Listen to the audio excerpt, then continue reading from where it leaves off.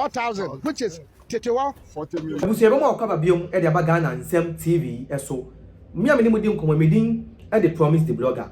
Abusu aga na fom ton nua se ye. Ya ye ho. Ya ye ho ne kufa for ye bone cheyen. For ye bone cheyen aden ya. Omo se first no na omo de ndua e ba forestry for omo yon papers de bia ebe wie no na 1,000 Ghana cedis. Ene de 4,000 Ghana cedis. Abusu ya ye be concept na say ye be concept no. You best subscribe to your channel no dia mayen. What turn it on notification but you so na like page no e dia mayen. Ebusuya Ghana form ton nua e de nsem bia ba beto abontin. Ye go kwetwe video ni mbra na ewia na acheche nsem mu e de akyerew. Ebusuya asema ye video yi embra. Na 2,000 cedis why ho nkrata nyina. No ma beto bi. Ebi beto bi konkran koton. Tie kra de ma omunya ne ma wonkran. Asoprai wo mu nua.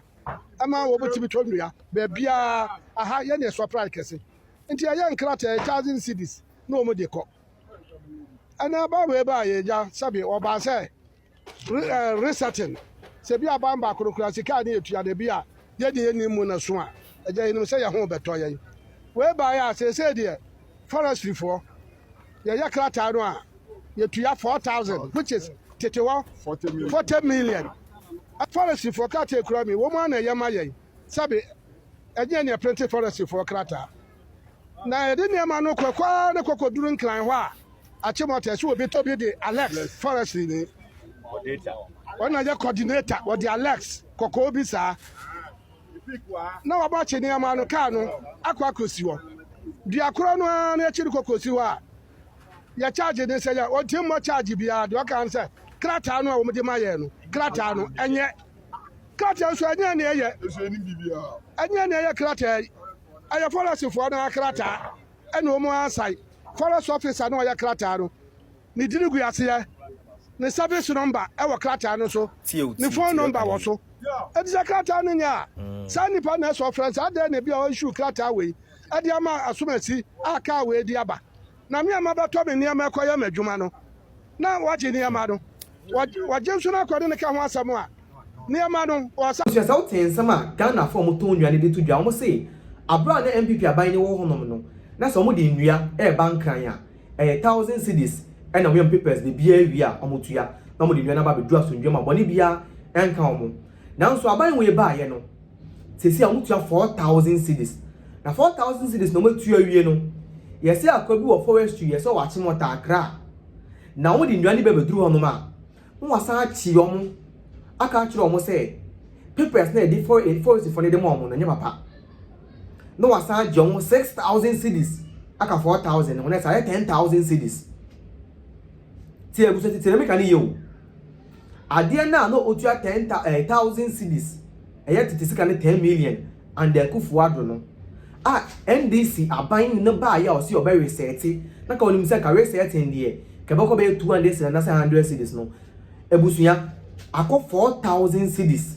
na 4,000 no enso ha o omo de buy say akọ beti ayi achemota hono na oba o say papers na de mo nya papa enu ntira won say ntues ka foforo no wasan de omo 6,000 akọ na 10,000 cedis na mu sun ese no don dramani mahama oba ni say na ka kire ye o so ba be research o man na ye o man ni ya mo man na ye kra be hwe ama mo so mo ato mo na research ni say na tie say na we say te new city ana Ghana form ton nua buafu omo kire say say na ka John Dramani Mahama ka kire omo a nkom koto aba ma ne da na forestry commission for munipa na oti achimota na obu omo wi omo no mo hwe na mo address because I'm not sure say this is what the president of Ghana His Excellency John Dramani Mahama ka kire omo ton nua because I'm very sure say some ka say no ka kire omo a na nkom koto aba former John Dramani Mahama.